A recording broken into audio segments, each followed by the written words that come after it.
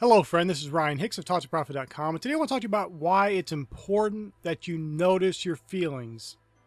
Now, I'm not saying to be led by your feelings, you're led by the Spirit, but your feelings were given to you by God for a good reason. They weren't so you can be emotional and overreactive and just tossed about with every wave of the sea.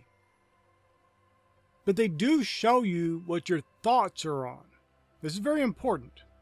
This is a distinction between being led by your feelings and letting your feelings show you what is going on in your heart. When you're feeling down, you're feeling bad, that is an instant indication that your thoughts are not on the right thing.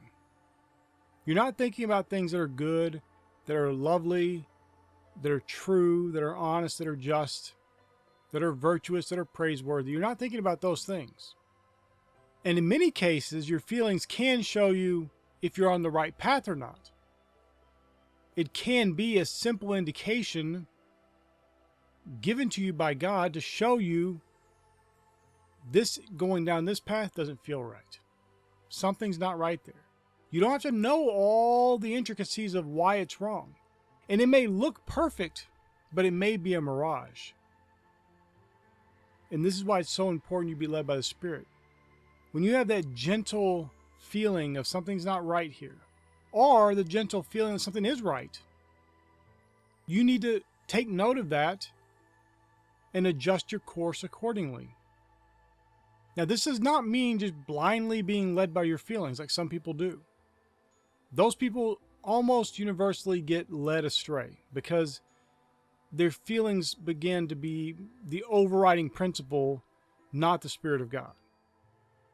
And also what can happen is, this is something that many people have experienced. I know I've experienced this, where you feel like somebody did something wrong to you because you misunderstood something. Now, at the time you didn't understand you misunderstood it, and you started feeling bad. Well, if you're just going by feelings, you might start cutting that person out of your life or doing something dramatic. But you later come to realize you completely misread the situation. You misunderstood everything. And so your feelings led you astray. Now, the key issue here is that the feelings is not what you're being led by. The feelings indicate what is going on in your heart, that you then correct and adjust, and you are led by that, by what the Spirit gives you in your heart, not by the feelings. The feelings are very important. They're very valuable. So I'm not discounting them because they are important. But they're important in a different way.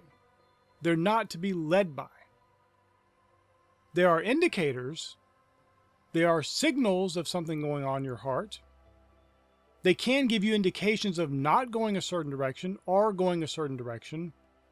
But they could also be wrong because you can be mistaking a situation, misreading it, not seeing the whole picture, and have a feeling that is wrong and incorrect and inaccurate.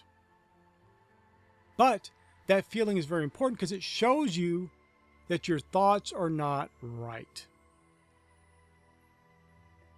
And this is so important because too many people are looking to the external things, and they're not realizing that what is really important is what's going on in their heart. Because the external things are a product of what has been going on in the heart. So if you've been meditating on stuff and thinking about things long enough in your heart, feeling bad, feeling negative, feeling down, feeling sad, feeling whatever that's negative, you are going to start manifesting even more things that will make you feel in that same low vibration. This is why you must consistently and diligently keep your heart. Guard your heart with all diligence. You can't just allow fleeting feelings to rule you. They are tools that you use to assess a situation, to assess something going on. They're valuable, but they are not the deciding factor in any decision you make. They can be a definite important factor, showing you this doesn't feel right, something's wrong here, or this feels right, something's right here. Now, I know using the word feeling can sometimes get a little wishy-washy because some people just feel stuff that they're almost psychopathic, where they just, as long as they like something, they feel good about it. And there's no real conscience there. I'm not talking about anything like that. You wouldn't be watching a video like this if you're one of those kind of people.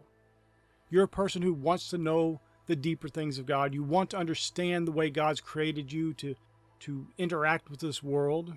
We live in a physical reality. Whether you want to or not, you're here, and you have to understand the tools you've been given to operate in this physical world. And feelings are not something bad. They're not something to avoid. They're something to look at and understand as instruments to show you maybe you're on the wrong path, maybe you're on the right path. Or in a real deep level, to show you that you're thinking the wrong thoughts, or that you're thinking the right thoughts.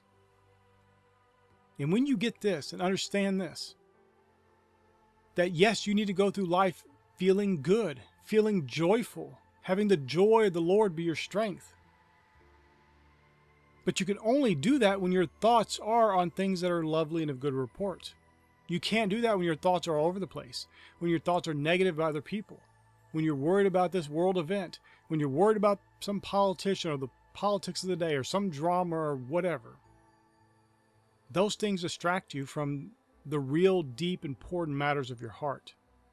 Because in the end, the experience that you're seeing, that you're experiencing, those issues of life are from your heart.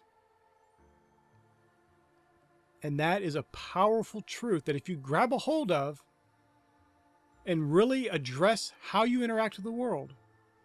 Listen, I understand this is not completely easy for many people, because you have, from very likely from early childhood, been raised on TV. When you got a little bit older, you were taught that the news was good. I remember in school, we had to watch a news channel every day for, I think it was 20 or 30 minutes. I don't remember how long it was. It was a short little news program we had to watch. It was made for kids. But it was propaganda. And it was news drama. We were taught at an early age that you come home from work, you get entertained. You watch videos, you watch TV, you watch whatever, you play video games. We were taught at school that part of our education was watching the news. So you have, of no wrongdoing on your part, came by this perspective naturally of addressing the world in such a way that you go through life, in many cases people do, just to experience entertainment. They foolishly believe that the news is informing them. And so they're rooted and grounded in these worldly systems that keep them negative, keep them from their fullest potential, keep them from having the good life. And my friend, that is not what Jesus came for you to have. He came that you might have life, and that more abundantly. And you can only do that when you take up this knowledge. Guard your heart with all diligence, and only think about the things that are lovely and of good report. And your feelings can show you that way. If you're feeling bad, you're guaranteed that you're thinking about something negative. And you need to stop that. And if you're feeling good, it's guaranteed you're thinking about something good, and you need to continue that. Focus on it, amplify it even more, and focus more on the goodness of God in your life. And if you do this, you will see a glorious, blessed, abundant, carefree, joyous life open and available to you freely. My friend, I pray this is a blessing for you. May God bless you richly.